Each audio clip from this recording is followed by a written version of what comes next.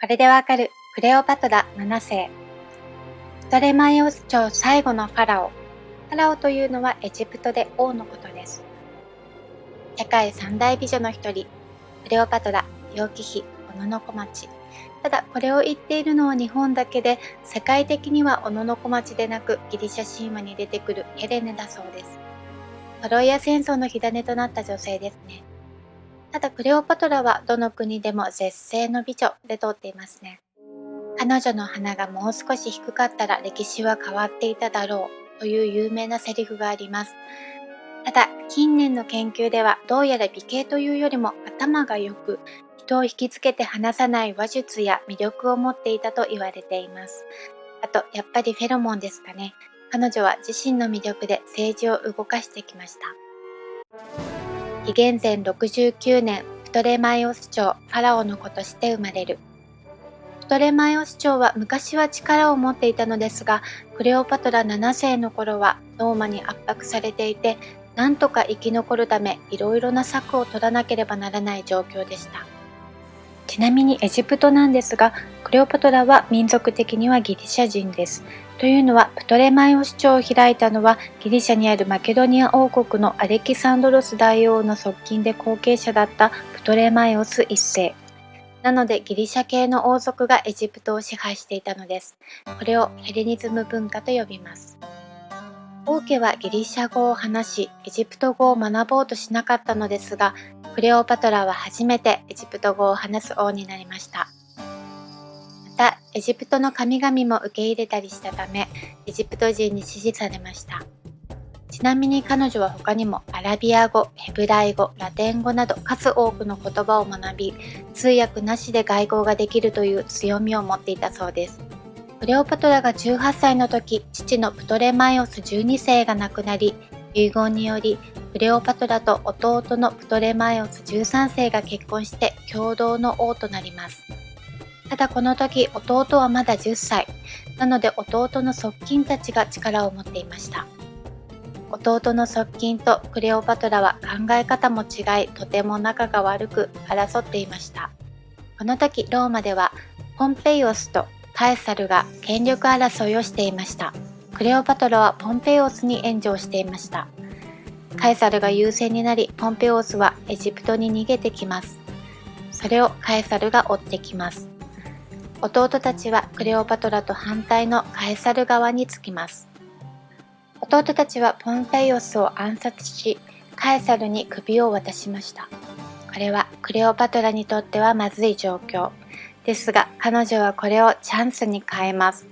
この時弟たちにシリアへ追いやられていたのですが、女好きと噂されるカエサルに会うため、見つからないように首都のアレクサンドロスに行く方法を考えます。カエサルのもとに絨毯が贈り物として届けられました。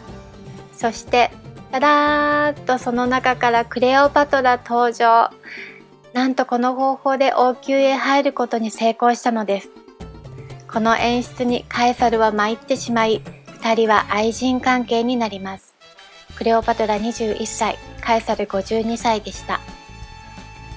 息子が1人生まれ、小さなカエサルという意味のカエサリオンと名付けられます。弟たちはもちろん面白くありません。カエサルと戦います。結果はカエサルの勝利。弟はナイル川で溺死させられました。クレオパトラの狙いはカエサリオンをローマのトップに据えることだったので、ローマで暮らします。ですが2年後、なんとカエサルが暗殺されます。ローマは共和制でしたが、カエサルは独裁的になっていき、それに対し元老院たち反乱軍が暗殺を企て、大勢でカエサルを刺したのでした。その中にはかつてカエサルのことを慕っていて、しかも実はカエサルと愛人との子供ではないかと噂もあったブルータスもいました。有名なブルータスお前もかのセリフがここで出ます。クレオパトラはカエサルの遺言にカエサリオンの名前があることを期待しましたが、後継者に指名されたのは養子のオクタビアヌスという無名の青年でした。これにより後ろ盾を失ったクレオパトラはエジプトに帰ります。この後プトレマイオス13世の後に結婚した下の弟プトレマイオス14世が毒殺され、息子のカエサリオンがプトレマイオス15世として即位しています。弟を殺害したのはクレオパトラとの噂があります。さて、ローマではアントニウスという有力者とカエサルの後継者となったオクタビアヌスがブルータス率いる反乱軍と戦っていました。なんとクレオパトラが味方したのはカエサルを殺した反乱軍の方。ですが彼女の読みは外れ負けます。反乱軍に協力した罰としてアントニウスがエジプトに行き、ローマにいいように交渉しようとします。クレオパトラ大ピンチ。ところが、これまたチャンスに変えます。アントニウスを誘惑しました。彼はメロメロになり、妻をローマに残したままエジプトにとどまります。ちなみにその妻というのはオクタビアヌスの姉でした。アントニウスは勝手に離縁し、クレオパトラと結婚します。そして3人子供も生まれています。ローマの人たちにとってアントニウスはエジプト女に骨抜きにされたローマを捨てた人と見られます。もともと彼のことをよく思っていなかったオクタビアヌスはこれを利用しアントニウスと戦います。アクティウムの海戦。結果はオクタビアヌスの勝利。アントニウスが打ちひしがれているところ、クレオパトラが自殺したという情報が入ります。すべてに絶望し、自ら命を絶ちます。でも、これは誤報でした。そしてクレオパトラはローマの捕虜になります。彼女はオクタビアヌスに屈することを拒んで死を選びました。贈答品のイチジクに忍ばせていたコブラに自分の胸を噛ませて自殺したと伝えられています。たくさんの画家がその光景を描いています。コブラを選んだのは催眠性の毒で苦しまず美しく死ねるから。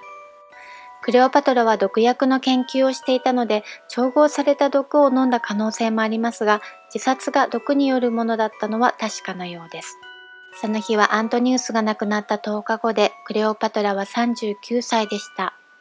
同じ月の終わり、紀元前30年8月31日、300年近く続いたプトレマイオス朝は滅亡し、エジプトはローマの属州となりました。